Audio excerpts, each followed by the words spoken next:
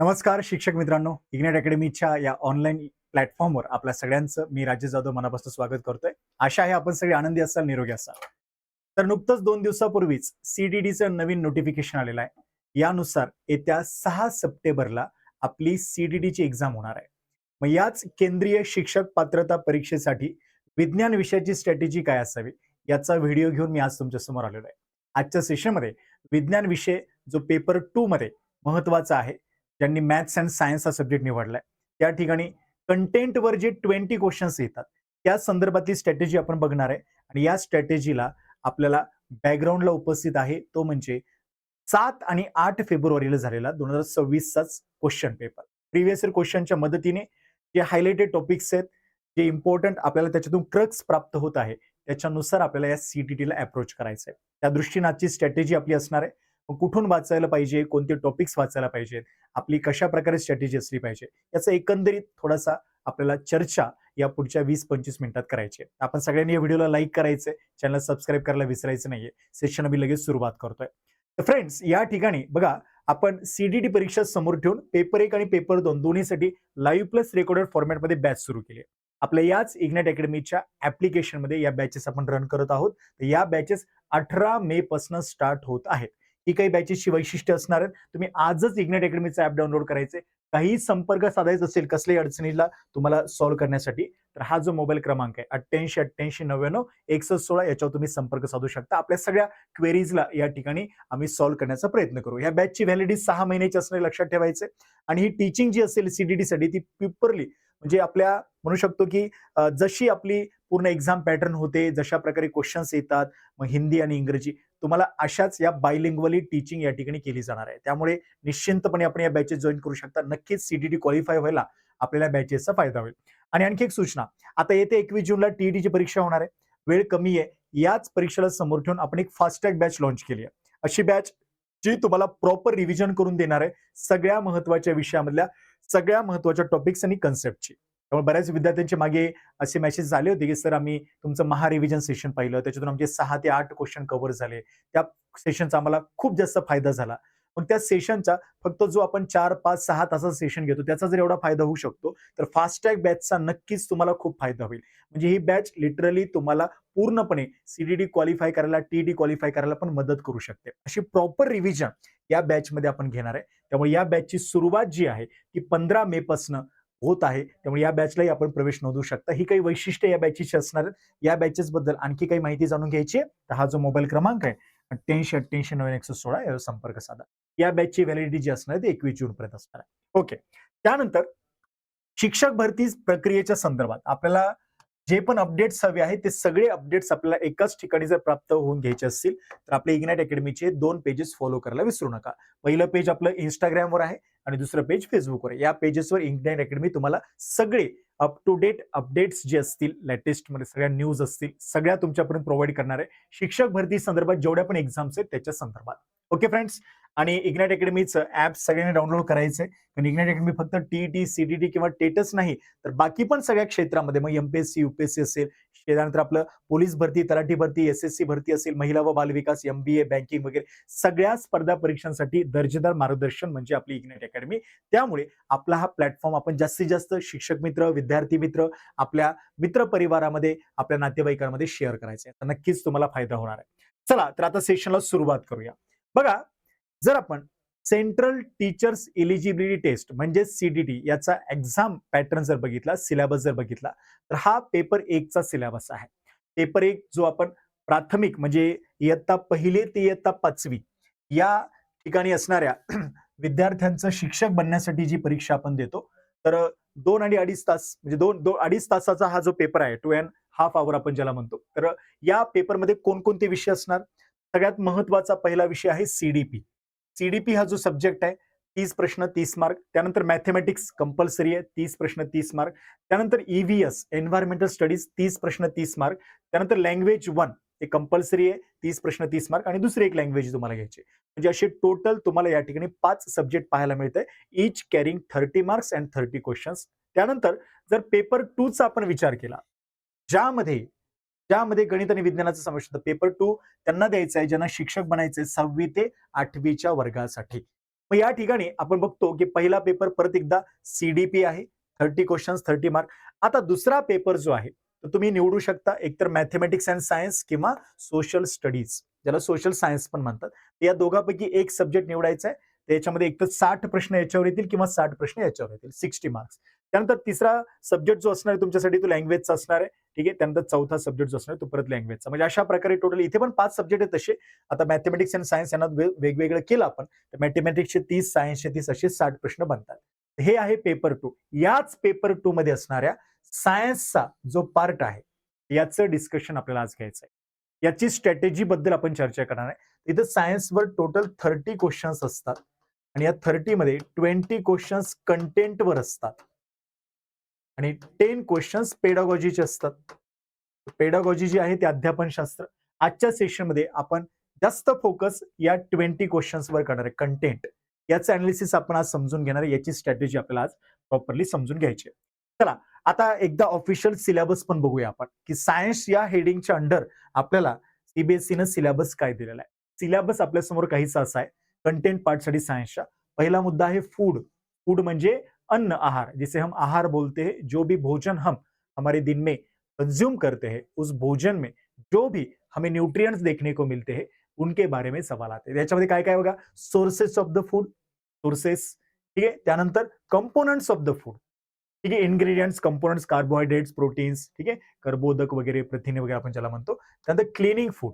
या काही techniques food बद्दलचे हे पॉइंट्स आपल्याला या ठिकाणी एक्झाम मध्ये विचारले जातात. त्यानंतर materials, materials of daily use. आता हा केमिस्ट्रीचा पोर्शन झाला. जर या फूडला मी बायोलॉजीमध्ये घेत असेल जीवशास्त्र तर मला मटेरियल्स ऑफ डेली यूज याला केमिस्ट्रीमध्ये घ्यावं लागेल. याला आपण एव्हरीडे केमिस्ट्री पण म्हणू शकतो. डे टू डे लाईफमध्ये जे पण केमिस्ट्रीमधून आलेले प्रोडक्ट्स आहेत, प्लास्टिक असेल, रबर असेल, बेकिंग सोडा, वॉशिंग सोडा, ड्राय आईस असेल, व्हिनेगर असेल, प्रिझर्वेटिव्ह असतील, बेकेलाइट असेल, झिओलाइट असेल, असे जे अलग अलग वेगवेगळ्या प्रकारचे एव्हरीडे यूज मधले सबस्टन्सेस आहेत त्यांच्याबद्दल क्वेश्चन्स येतात परीक्षा. त्यानंतर the world of living, once again बायोलॉजीचा पार्ट आहे. यामध्ये आपल्याला पादप जगत आणि प्राणी जगत means plant kingdom and animal kingdom, वनस्पती प्राणी, तर या सर्व लिव्हिंग किंगडमचा अभ्यास करणं गरजेचं आहे. याच्यामध्येच आपली ह्युमन बॉडी आली. ठीक आहे. याच्यामध्ये प्लांटचं अॅनाटॉमी आली, प्लांटचं classification, animal classification, everything about living kingdom. याच्यामध्ये मायक्रो ऑर्गॅनिझम्स वगैरे येतील. ठीक आहे. आपल्या लाईफ प्रोसेसेस येतील, सगळ्या ह्युमन अॅनाटॉमी येईल. म्हणजे या ठिकाणी सगळा आपला बायोचा जो मेन पोर्शन आहे, कोर सिलेबस जो आहे प्लांट आणि अॅनिमल बद्दल, तो याच्यात कव्हर होतो. पुढे बघा, moving things, people and ideas. आता हे थोडं फिजिक्समध्ये येणारा पोर्शन आहे. यामध्ये खास करून मेकॅनिक्सचा समावेश होतो. Forces, momentum, energy, power, inertia, these concepts are included in this moving things, people. ठीक आहे. त्याच्यामध्ये मोशन, मोशनचे लॉ, न्यूटनचा law of gravitation, equations of motion, acceleration due to gravity, अशा मुद्द्यांचा समावेश होत असतो. त्यानंतर how things work. Once again this is the part of physics, electric current and circuit and magnets. यालाच आपण इलेक्ट्रोमॅग्नेटिझम पण म्हणतो. There is a separate branch of physics called as electromagnetism, in which we study the deep relationship between electricity and magnetism. त्यामध्ये फॅरेडेचे law आहेत, ज्यामध्ये आपल्याला पुढे ओरेस्टेडचा law पाहायला मिळतो, ओहम्स लॉ असतील. हे सगळे इलेक्ट्रिसिटी मॅग्नेटिझमचे जे कनेक्शन आहे त्याच्यामध्येच आपलं electric current, electric circuit, current, resistance, voltage, Joule's law, Ohm's law, connection of resistances जे असतात. त्यानंतर मॅग्नेट्समध्ये पण मॅग्नेटच्या काही basic property, electric magnetic lines of force असतात. ठीक आहे. तर हेच सगळे पॉईंट्स आपल्या याच्यामध्ये कव्हर होतील. त्यानंतर नॅचरल फेनामेना आहेत. नॅचरल फेनामध्ये साऊंडचा, लाईटचा, आता फिजिक्सचा पार्ट आहे. साऊंड असेल, लाईट असेल, एनर्जीज असेल, यांचा अभ्यास आपण करणं गरजेचं आहे. लास्टला आहे नॅचरल रिसोर्सेस, जो थोडासा एन्व्हायरमेंटशी लिंक होतो. तर तुम्ही पीवायक्यू बघाल तर बरेचसे पीवायक्यू एन्व्हायरमेंटल सायन्सवर पण विचारले जातात. ईव्हीएस. ठीक आहे. म्हणजे बायोलॉजीमध्ये येतात ते बऱ्यापैकी. त्याच्यामध्ये तुम्हाला कधी कधी ऍटमॉस्फिअरवर क्वेश्चन येऊ शकतो, बायोडायव्हर्सिटीवर येऊ शकतो, ओझोनच्या लेअरवर येऊ शकतो किंवा वेस्ट वॉटर ट्रीटमेंटवर येऊ शकतो. एन्व्हायरमेंटशी रिलेटेड मुद्दे. आता आपण आपल्या स्ट्रॅटेजीला बनवण्यासाठी एकदा थोडंसं सिलेबस समजून घेतला तर आता काय करतो बघा, मी तुम्हाला सगळ्यात आधी या ठिकाणी जो आपला सीटीटीचा 7 फेब 2026 ला पेपर झाला होता बघा, सीटीटीचा 7 फेब 2026 ला झालेला जो पेपर, त्यामध्ये सायन्सचे जे 20 क्वेश्चन्स आले होते त्याचं थोडंसं आपण अनालिसिस करूया. हे जे 20 क्वेश्चन्स होते याच्यामध्ये वेटेज किंवा डिस्ट्रीब्युशन कसं होतं बघा. तर ओव्हरऑल सब्जेक्ट डिस्ट्रीब्युशन बघा काहीच असेल. यामध्ये बायोलॉजीला 35% सॉरी, म्हणजे 7 क्वेश्चन्स बायोलॉजीचे, फिजिक्सचे 6 क्वेश्चन्स, केमिस्ट्रीचे 6 आणि एन्व्हायरमेंट सायन्सचे 1 क्वेश्चन. तो असे हे टोटल तुम्हाला दिसतंय 20 क्वेश्चन्स सायन्सचे बनतायत. थोडंसं लिटल बिट जास्त वेटेज बायोलॉजीला आपल्याला जीवशास्त्राला दिल्याचं पाहायला मिळतंय. ओके, तर हा एक थोडासा पाई चार्ट तुम्हाला दिसतोय. बट बाकी 6 प्रश्न फिजिक्स केमिस्ट्रीवर आहेत आणि हा जो एन्व्हायरमेंटल सायन्स आहे तो बऱ्याचदा बायोलॉजीमध्येच घेतो आपण. तर ठीक आहे की वेटेज ऑलमोस्ट सेम आहे 30%, 35% in between physics, chemistry, bio. Equal weightage carry करतात म्हणजे असं खूप मोठा पण डिफरन्स नव्हता फिजिक्स, केमिस्ट्री, बायोमध्ये. बऱ्याच जणांना स्टुडंट्सला डाऊट असतो की सर 20 पैकी फिजिक्सचे किती, केमिस्ट्रीचे किती, बायोचे किती, कोणाचं एकाचं जास्त आहे का? तसं शक्यतो इथं नाहीये. ऑलमोस्ट इक्वल वेटेज आपल्याला बघायला मिळतंय. पण त्यानंतर पुढे जाऊ आपण आता. आता याच्यामध्ये सगळ्यात आधी केमिस्ट्रीचा विचार करूया. टॉपिक्स कोणते फोकसमध्ये ठेवले? Which were the topics that have been highlighted? Or on which topics questions have been asked? Chemistry, रसायनशास्त्र यामध्ये जर आपण बघितलं तर यामध्ये ऍसिड, बेसेस अँड सॉल्ट्स या एका टॉपिकवर 2 क्वेश्चन्स आले होते.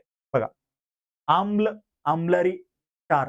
ठीक आहे, तर हे ऍसिड बेस म्हणजे मी तुम्हाला 7 फेब्रुवारीचा म्हणूनच नाही, तर त्याच्या आधी जी टीईटीची एक्झाम झाली होती 2024 मध्ये, 2023 मध्ये, त्या एक्झाम्स मध्ये पण ऍसिड बेसिसवर भरपूर प्रश्न पाहायला मिळाले होते. So it is one of the highlighting topic in CTT exam. Acid बेसिसवर क्वेश्चन येतो म्हणजे येतो, दरवर्षी एक प्रश्न याच्यावर ठरलेला आहे. त्यामुळे हा टॉपिक आपल्याला प्रॉपरली अभ्यासायचा आहे. स्ट्रॅटेजीमध्ये याला मार्क करून ठेवा. Acid and bases needs to be studied thoroughly. Then the next topic that has been focused, chemical reactions, always evergreen topic. तो तुम्ही कोणताही सीडीडीचा पीवायक्यू काढून बघा कोणत्याही वर्षीचा, एक क्वेश्चन तुम्हाला केमिकल रिएक्शनवर दिसणार 100%. रासायनिक अभिक्रिया आपण ज्याला म्हणतो केमिकल रिएक्शन, खूप खूप एव्हरग्रीन टॉपिक आहे. केमिकल रिएक्शनचे टाइप्स कोणते, केमिकल रिएक्शनच्या स्पीडवर कोणते फॅक्टर्स इन्फ्लुएन्स करतात, केमिकल रिएक्शन बॅलन्स कशा करायच्या, काही इम्पॉर्टंट केमिकल रिएक्शन कशा प्रकारे घडतात, आयोनिक बॉन्ड, कोव्हॅलंट बॉन्ड याच्यावर क्वेश्चन फ्रेम होतात. हा टॉपिक इम्पॉर्टंट आहे. त्यानंतर स्टेट अँड स्ट्रक्चर याच्यावरही 2 क्वेश्चन्स आले होते या टॉपिकवर. हा टॉपिक पण महत्वाचा आहे. आता या टॉपिकमध्ये मेनली आपल्याला फिजिकल आणि केमिकल जे चेंजेस असतात बघा, वन्स अगेन हा असा पॉइंट आहे जो वारंवार सीटीटीच्या एक्झाम मध्ये विचारलेला आहे.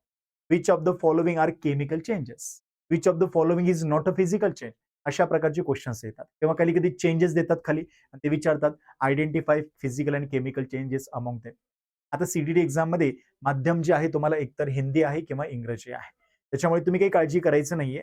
आपण आपल्या बॅचेसमध्ये हिंदी, इंग्रजी तर वापरतोय, बाकी थोडासा मराठी टच पण दिला जातो. त्यामुळे मराठी जे ज्यांना मराठीचं थोडंसं बॅकग्राऊंड आहे, ज्यांनी टीईटीचा अभ्यास केलेला आहे, त्यांना बऱ्याचदा लँग्वेजचं बॅरियर वाटतं. बट एवढं काही कंटेंटमध्ये तुम्हाला लँग्वेजचं बॅरियर येणार नाही. त्यामुळे प्रॉपरली तुम्हाला प्रॉपर इंटरमिक्सिंग करून सगळ्या लँग्वेजचा सहारा घेऊन शिकवण्याचा प्रयत्न केला जाईल, जेणेकरून तुम्हाला हिंदीचा प्रश्न वाचून किंवा इंग्रजीचा प्रश्न वाचून तर ते अनालिसिस जमणार आहे. तुम्ही त्या प्रश्नाला सॉल्व्ह करू शकणार आहेत. शेवटी नॉलेज आहे जे इम्पॉर्टंट आहे. बाकी लँग्वेज ही थोडीशी नंतर येते. प्रॉपर जर आपल्याला काही शब्द, प्रॉपर वर्ड्स माहित असतील, एवढे काही अडचण यायची गरज नाही. याच्यामध्ये ऍटॉमिक स्ट्रक्चरवर पण प्रश्न आलेले आहेत. मास नंबर, न्यूट्रॉन, इलेक्ट्रॉन्स वगैरे. आता हा टॉपिक केमिस्ट्रीमध्ये important, atomic structure, atom, electron, proton, neutron यावरही हमखास प्रश्न विचारले जातात. असे हे टॉपिक, हायलाइटिंग टॉपिक आपण लक्षात ठेवायचे. त्यानंतर फिजिक्सकडे जाऊया आपण. भौतिकशास्त्र. फिजिक्समध्ये कोणकोणत्या टॉपिकवर 7 फेबला क्वेश्चन आले होते जास्त, तर बघा 2 प्रश्न मेकॅनिक्स आणि हीट या टॉपिकवर आले होते. Once again very important topic.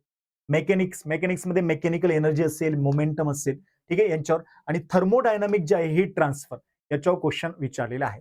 त्यानंतर फोर्स अँड प्रेशरवर एक प्रश्न आलेला आहे. बल आणि दाब आपण ज्याला म्हणतो. इलेक्ट्रोमॅग्नेटिझम जसं की सिलेबसमध्ये मी तुम्हाला सांगितलं, इलेक्ट्रोमॅग्नेटिझम आपल्या ऍक्टिव्हली 2 प्रश्न याच्यामध्ये कॅरी होतात इलेक्ट्रोमॅग्नेटिझमवर.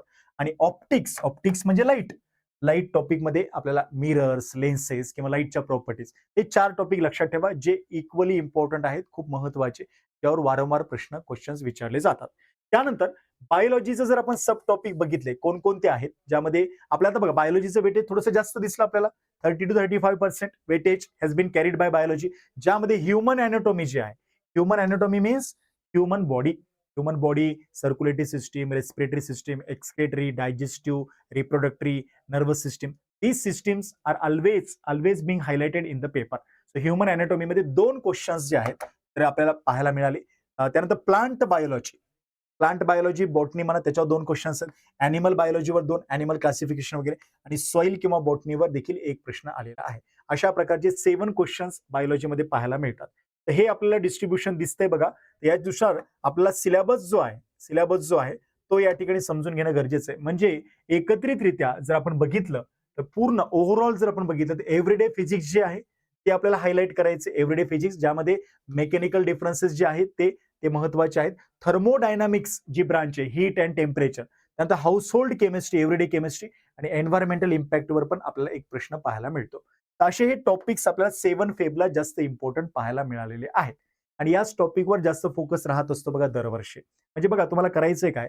तुम्हाला ऑफिशियल सिलेबस समोर ठेवायचा आहे. मागच्या वर्षीचा किंवा त्याच्या मागच्या वर्षीचा असे 2-3 वर्षातले प्रश्नपत्रिका समोर ठेवायच्या आणि मग जे टॉपिक तुमच्या समोर येत आहेत, जे टॉपिक जे मोस्ट इम्पॉर्टंट आहे, जे वारंवार हायलाइट ठेवले जातात, दरवर्षी ज्या टॉपिकवर 1-2 प्रश्न फिक्स येतात, त्या टॉपिकचा प्रॉपर अभ्यास करायचा आहे. तर तुम्हाला इथे सीटेट क्वालिफाय होण्यापासून कोणी रोखू शकत नाही. कारण एक पॅटर्न ठरलेला आहे, टॉपिक ठरलेला आहे. त्याच टॉपिकवर फक्त शब्दरचना बदलून आणि सीटीटीमध्ये जे क्वेश्चन्स येतात ते most of the application based असतात. म्हणजे पुस्तकी भाषेतून जशाला तसं ते वाक्य तिथे प्रिंट करणार नाहीत. तुम्हाला ती कन्सेप्ट ॲप्लाय करावी लागेल. म्हणजे समजा तुम्ही एक ॲसिड बेस्ड कन्सेप्ट शिकताय, की हा लिटमस या पदार्थात असा-असा, अम्लामध्ये असा, याच्यामध्ये असा-असा. तर तुम्हाला क्वेश्चन जो बनतो, मग तो क्वेश्चनमध्ये ते एखाद्या पदार्थाचं नाव देतात, जो आम्लधर्मी आहे, त्याच्यामध्ये लिटमस टाकला. दुसरा एक पदार्थ घेतला, त्याच्यामध्ये लिटमस टाकला. मग सांगा बरं, आधीचा रंग आणि नंतरचा रंग जो आहे, त्याच्यात कसा बदलाव होईल? म्हणजे ॲप्लिकेशन बेस्ड सगळे क्वेश्चन जे आहेत, ते तुम्हाला उपयोजनात्मक पाहायला मिळतात. तर हे सीटीटीची खासियत आहे आणि क्वेश्चनची लेंथ मोठी असते बघा. टीईटीला शक्यतो सिंगल लाईन स्टेटमेंट क्वेश्चन येतात. सीटीटीला आपल्याला multi line questions, multi line statement questions येतात. हे टाइम कन्झ्युमिंग असतात बऱ्याचदा आणि ॲप्लिकेशन बेस्ड असतात. त्यामुळे प्रॉपर कन्सेप्च्युअल क्लॅरिटी या ठिकाणी गरजेची आहे. Okay, very good. आता 8 फेबला झालेल्या क्वेश्चन पेपरला थोडंसं आपण डिकोड करूया. 7 फेबचा पेपर आपण थोडक्यात सांगितला, तर 8 फेबला जो झाला होता, तर त्या पेपरमध्ये जे सायन्सचे 20 क्वेश्चन्स होते कंटेंटवरचे, त्याचं कसं होतं डिस्ट्रिब्युशन ते एकदा समजून घेण्याचा प्रयत्न करा. या ठिकाणी केमिस्ट्री, रसायनशास्त्र 6 क्वेश्चन 30% वेटेज, बायोलॉजीचे 6 क्वेश्चन, फिजिक्सचे 5 आणि या ठिकाणी थोडंसं जास्त वेटेज एन्व्हायरमेंट सायन्सचं होतं 3 क्वेश्चन्स. बघा बायोलॉजीमध्ये आणि एन्व्हायरमेंट सायन्समध्ये ऑलवेज तुम्हाला हे 9-10 पर्यंत जाताना दिसेल. Out of 20, 9 to 10 questions will always be there on bio plus environmental science. 6 questions chemistry, 6 question physics हे ऑलमोस्ट सेम आहे. ओके, त्यामुळे थोडंसं एन्व्हायरमेंटशी संदर्भात असणारे काही विज्ञानाचे मुद्दे पण अभ्यासून जाणं गरजेचं आहे. आता यामध्ये फिजिक्समध्ये कोणते कोणते टॉपिक जास्त फोकसमध्ये होते बघा बरं. तुम्हाला काही साम्यता वाटते का 7 फेब आणि 8 फेबच्या एक्झाम मध्ये? तर दिसते heat and temperature. Yes, heat and टेम्परेचरवर क्वेश्चन थर्मोडायनामिक जे आपण म्हणतो ना, तर तो 7 फेबला पण आला होता. तर हा टॉपिक इम्पॉर्टंट आहे. इलेक्ट्रिसिटी, यस, इलेक्ट्रोमॅग्नेटिझम आहेच की सिलेबसमध्ये आहे. 7 फेबला पण त्याच्यावर 2 प्रश्न आले होते. 8 फेबलाही त्याच्यावर प्रश्न आला. फोर्स अँड मोशन, आता हे मेकॅनिक्समध्ये येतं बघा. Force, motion, momentum, energy, power वगैरे वगैरे याच्यावरही क्वेश्चन आपल्याला आवर्जून पाहायला मिळतात. पीवायक्यू मध्ये मागच्या पण दिसेल 23-24च्या आणि तुम्हाला 7 फेबच्या याच्यात पण दिसेल. ऑप्टिक्स आणि एनर्जी, ऑप्टिक्सवर एक क्वेश्चन आला होता 7 फेबला. 8 फेबला पण तो विचारण्यात आलेला आहे. अशा पद्धतीने हे टॉपिक्स आपल्याला फिजिक्समध्ये मोस्ट इम्पॉर्टंट म्हणून ध्यानात ठेवायचे. त्यानंतर जर आपण केमिस्ट्रीकडे वळालो, रसायनशास्त्र, यामध्ये कोणते टॉपिक बघा बघा बघा. पहिला topic once again acid, bases and salts. Acid, bases and salts याच्यावर 2 क्वेश्चन 7 फेबला आले होते. या ठिकाणी पण याच्यावर क्वेश्चन विचारलेला आहे 8 फेबला. त्यानंतर मेटल्स आणि नॉन मेटल्स. आता हे आपले जे सबस्टन्सेस इन डेली यूज असतात ना, एव्हरीडे केमिस्ट्री ज्याला आपण म्हणतो, दैनंदिन जीवनातले पदार्थ, त्याच्यावर आधारित हा पॉइंट आहे. धातू अधातू, धातू अधातूवरही खूप प्रश्न पीवायक्यू मध्ये दिसतील. केमिकल कंपाऊंड जे असतात, केमिकल कंपाऊंड म्हणजे हे एव्हरीडे केमिस्ट्रीमध्येच येतं. हे plaster of Paris, bleaching powder, dry ice, त्याच्यावर क्वेश्चन आलेले आहेत. पीओपी काय असतं, bleaching powder, slake lime. So it is everyday chemistry. Everyday chemistry, substances in daily यूजचा हा या ठिकाणी डायरेक्ट विचारलेला पॉइंट आहे. Changes and separation, once again physical आणि केमिकल चेंजेसवर क्वेश्चन येणार नाही असं होतच नाही, येतो. भौतिक आणि रासायनिक बदल, चेंजेस अँड सेपरेशनवर क्वेश्चन केमिस्ट्रीमध्ये ऑलवेज येतात. तो 7 फेबला पण आला होता आणि 8 फेबला पण आपल्याला दिसतोय. Then going forward to biology. In biology the topics highlighted were human physiology. Human physiology म्हणा किंवा ह्युमन अॅनाटॉमी म्हणा, ज्यामध्ये ह्युमन बॉडी सिस्टीमवर क्वेश्चन्स येतात. सर्क्युलेटरी, रिस्पिरेटरी ग्लँड, तिथे ग्लँड सिस्टीमवर क्वेश्चन आला होता 8 फेबला. हार्मोन्स, त्यांच्या डेफिशियन्सीमुळे होणारे आजार. डायजेस्टिव्ह सिस्टीमवरही क्वेश्चन आला होता.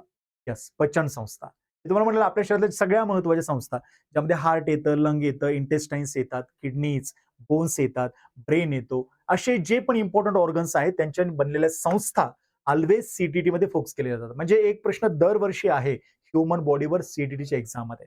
देन मायक्रो ऑर्गॅनिझम्स लिव्हिंग बीइंग्समध्ये येत आहेत. मायक्रो ऑर्गॅनिझममध्ये बॅक्टेरिया, त्यानंतर फंगस, व्हायरसेस, अल्गी, प्रोटोझोआ यांच्यावर जास्त फोकस केला जातो. Beneficial uses yeast is very important फर्मेंटेशनमध्ये. हार्मफुल पॅथोजन जे असतात त्याच्यावरही क्वेश्चन येऊन गेलेला आहे. मायक्रो ऑर्गॅनिझम्स जो आहे हा हॉट टॉपिक आहे सीटीडीचा. ऑल्वेज फोकसमध्ये असतो.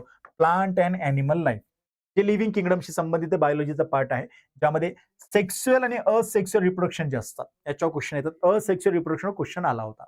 सेक्स्युअल रिप्रोडक्शन क्वेश्चन आलेले आहेत बायोलॉजीमध्ये प्लांटच्या, त्याच्यामध्ये डबल फर्टिलायझेशन वगैरे होत असतं. असे हे मुद्दे आपल्याला 8 फेबच्या एक्झाममध्ये हायलाईट झाल्याचे पाहावयास मिळतात. आणि जर आपण एन्व्हायरमेंटल सायन्सचा विचार केला, जसं मी म्हटलं तुम्हाला 3 क्वेश्चन्स आले होते 8 फेबला environmental science, which is allied part of biology. EVS मध्ये एन्व्हायरमेंटल सायन्समध्ये बायोलॉजीच्या भागात इथे वेस्ट वॉटर मॅनेजमेंट, त्यानंतर नॅचरल फेनामेना लाईक सायक्लॉन जे असतात, चक्रवात, यस चक्री वादळ वगैरे आपण जे म्हणतो, आणि सॉइल कॅरेक्टरिस्टिक जे असतात, सॉइलचं जे कंपोजिशन, पर्कोलेशन, वेगवेगळ्या प्रकारचे सॉइल असतात, clay soil, loamy soil, okay, black soil, ते या सॉइलवर म्हणजे हे एन्व्हायरमेंटल सायन्सशी रिलेटेड पण काही क्वेश्चन्स आपल्याला पाहायला मिळतात. आता यांचे आन्सर्स तुम्हाला एनसीईआरटी मध्ये आरामात मिळणार. बऱ्याचदा स्टुडंटचा क्वेरी असतो किंवा शिक्षक मित्रांची नेहमी या ठिकाणी एक डाऊट असतो की सर या ठिकाणी आपल्याला सीटीटीचा अभ्यास करायचा आहे कंटेंटचा, तो कुठून केला पाहिजे, त्यासाठी सगळ्यात बेस्ट सोर्सेस काय? त्याचं एकच उत्तर आहे NCERT, national council of education research training. NCERT जी आहे याची 6वी, 7वी, 8वी या 3 स्टँडर्डची बुक्स तुम्हाला खूप चांगला स्कोर करून देतील या 20 पैकी. कंटेंटसाठी एनसीईआरटी तुम्हाला बेस्ट आहे. तर आताचं जे 8 फेबचं एक्झाम आहे त्याच्यामध्ये जर समराईज केलं फिजिक्स, केमिस्ट्री आणि बायोलॉजीचं आणि ईव्हीएसचं, हे टॉपिक आपल्या समोर येतात.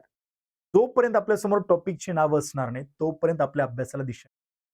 टॉपिकची नावं, त्याची पीवायक्यू बघणे आणि स्ट्रॅटेजी बनवणे आणि मग आपण एनसीईआरटी वाचणे हा सगळ्यात बेस्ट वे आहे. आता वेळ आहे भरपूर, सीडीची तुम्हाला तयारी करायची, मेहनत घ्यायची तुमची तयारी. तुम्ही सगळ्यात आधी टॉपिक्स आयडेंटिफाय करा.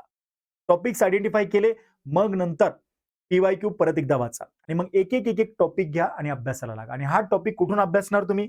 So these topics should be covered from NCERT itself. So let's go back to NCERT. If you look at 6th standard NCERT, हे काही इंडेक्स आहे बघा 6th स्टँडर्ड NCERTचा.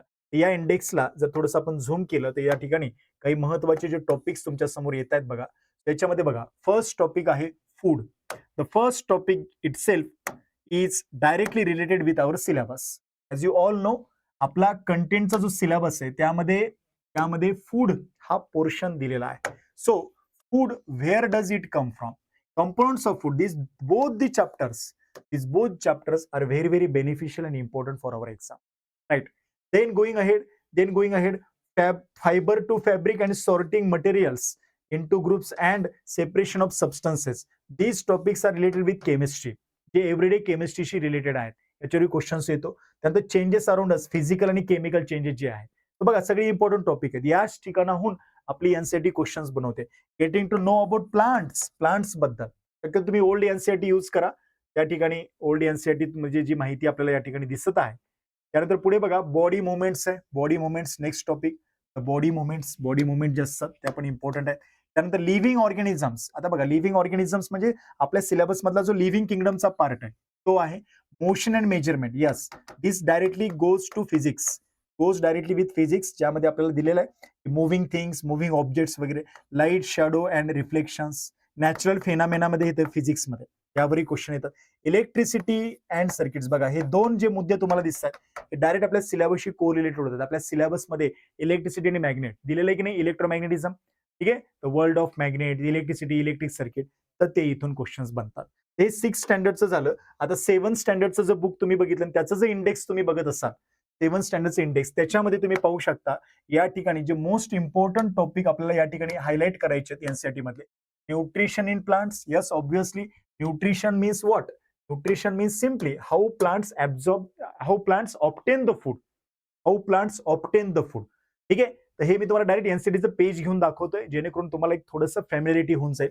नंतर nutrition in animals, similarly plants आणि animals food कसं obtain करतात हे living किंगडमशी संदर्भात आहे. त्याच्या संदर्भात त्यानंतर heat topic, thermodynamic, don't forget thermodynamic were always focus, always CTT मध्ये हीट आहे, टेम्परेचर आहे.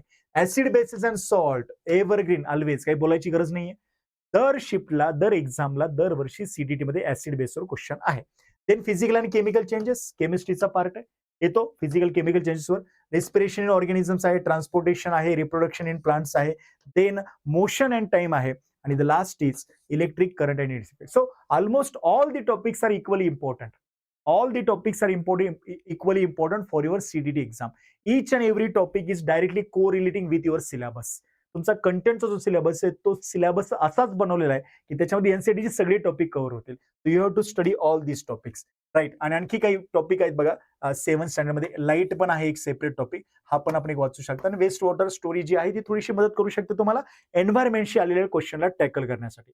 देन 8th स्टँडर्डचं जर आपण सायन्सचं बुक घेतलं तर याच्यामध्ये आपल्याला काय काय बघा, इथे जे मोस्ट इम्पॉर्टंट टॉपिक इथं दिसतोय तो आहे मायक्रो ऑर्गॅनिझम्स, फ्रेंड अँड फू. बघा कोणते आपले मित्र आहेत आणि कोणते आपले शत्रू आहेत. मायक्रो ऑर्गॅनिझम्स, काही बॅक्टेरिया, काही व्हायरसेस, काही प्रोटोझोआ, त्याच्यावरही क्वेश्चन्स आलेले आहेत. ऑलवेज येतो मायक्रो ऑर्गॅनिझमवर जे लिव्हिंग किंगडम मध्ये येतं.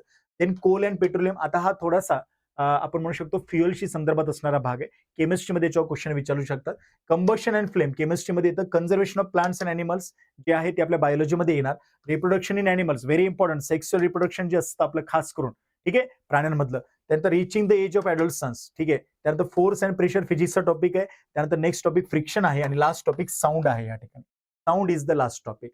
हे सगळे फिजिक्सचे टॉपिक्स आहेत बघा, फ्रिक्शन, फोर्स वगैरे किंवा साऊंड टॉपिक. सेंटरला थोडंसं बायोलॉजी दिसतंय आणि स्टार्टिंगला आपल्याला कोल, पेट्रोलियम, कंबशन, केमिस्ट्री दिसतंय. एकदम पहिलं जे टॉपिक होता इथे द फर्स्ट तो आपला बायोलॉजीचा आहे. आणखी काही टॉपिक्स तुम्हाला मी दाखवतो. या ठिकाणी chemical effect of electric current, this topic directly goes with our syllabus. Last 2 topic जे आहेत बघा आपल्या सिलेबसमध्ये, कोणते, इलेक्ट्रिसिटी, मॅग्नेटिझम, त्याच्याशी संदर्भात टॉपिक आहे. आणि सम नॅचरल फेनामेना, हे पण डायरेक्टली आपल्याला कंटेंटमध्ये सिलेबसमध्ये दिलेलं आहे. लाईट टॉपिक इथं पण आहे, ठीक आहे. सो एकदा मी तुम्हाला परत सिलेबस दाखवतो. सिलेबसला सोडायचं नाही. बघा हा सिलेबस तुम्हाला लिटरली पाठ असला पाहिजे. याच्यामध्ये बघा natural phenomena, okay, electric circuit, magnets, moving things, world of living, आहे की नाही. एनसीईआरटीचीच भाषा आहे पूर्ण. त्याच्यामुळे आपल्याला सिलेबस धरून, पीवायक्यू धरून आपल्या स्ट्रॅटेजी बनवणं आहे. तो मला तुम्हाला एक प्रामाणिक सल्ला असाच राहील की तुम्ही फक्त पीवायक्यू प्रॉपरली अनालिसिस करा आधी. 23-24 आताचा झालेला 26 फेब्रुवारी मधला प्रॉपर पीवायक्यू अनालिसिस करा. त्यानंतर टॉपिकची यादी बनवा आणि 6वी, 7वी, 8वीचं एनसीईआरटी पुस्तक काढा. एक एक टॉपिक प्रॉपरली अभ्यासा. हिंदीतून करता हिंदीतून अभ्यासा, इंग्रजीतून करता इंग्रजीतून अभ्यासा. त्याचा प्रॉपर स्टडी केल्यानंतर परत एकदा ते पीवायक्यू सॉल्व्ह करा. This will be the best strategy. तुम्हाला अभ्यास करावा लागणार आहे आणि तो पण कन्सेप्च्युअल क्लॅरिटीने करावा लागलाय. जस्ट मगअप करून, पाठ करून टीईटी सारखे सिंगल लाईन क्वेश्चन येतं शक्यतो येत नाही. टाइम कन्झ्युमिंग मल्टीलाईन क्वेश्चन्स येतात. ऍप्लिकेशन बेस्ड क्वेश्चन्स असतात. या ठिकाणी तुम्हाला प्रॉपर शिकलेलं, अभ्यासलेलं, लक्षात असलेलं अप्लाय करायचंय. त्यामुळे पेशन्स बघतात हे क्वेश्चन्स, पण अवघड नसतात, सुटतात. सुटतात, खूप टफ नसतात, फक्त थोडा टाइम घेऊ शकतात. यस, त्याच्यामुळे खूप अवघड नाहीये. फक्त प्रॉपर अभ्यास, कन्सेप्च्युअल क्लॅरिटी यासाठी गरजेचे आहे. सो या ठिकाणी आपली स्ट्रॅटेजी अशीच असावी, पीवायक्यू आधारित आणि सिलेबस आधारित. तर आपल्याकडे आता बघा बॅचेस ज्या सुरू होत आहेत त्या बॅचेस बद्दल परत एकदा थोडक्यात माहिती तुम्हाला मी सांगतो. तर फास्टॅग बॅच सुरू केली आपण टीईटी साठी, 21 जूनला जी टीईटी त्याच्यासाठी, आणि सीडीडी साठी पण एक डेडिकेटेड बॅच आपण लॉन्च करत आहोत 18 मे पासून. फ्रॉम 18th मे सीडीडीची आपली लाईव्ह प्लस रेकॉर्डेड फॉर्मॅट मधली इग्नाइट अकॅडमीच्या ऍपमध्ये चालणारी बॅच आपली सुरू आहे. सगळे विषय दर्जेदार पद्धतीने तुम्हाला शिकवले जातील. 6 महिन्यांची व्हॅलिडिटी असणार आहे या बॅचेससाठी. या बॅचेसला आजच अवेल करा. लवकरात लवकर इग्नाइट अकॅडमीचं ऍप डाउनलोड करा. केलं नसेल तर चॅनल सबस्क्राईब करून ठेवा. व्हिडिओला लाईक करायला विसरू नका. भेटूया आपण बॅचेसमध्ये. मी स्वतः तुम्हाला सायन्सचा कंटेंटचा पार्ट तुम्हाला बॅचेसमध्ये शिकवणार आहे. आपण या सगळ्यांनी व्हिडिओला शेवटपर्यंत पाहिलं त्याबद्दल आपल्या सगळ्यांचे आभार, धन्यवाद. Thank you so much. All the best for your studies. Thank you so much. धन्यवाद. God bless you everyone.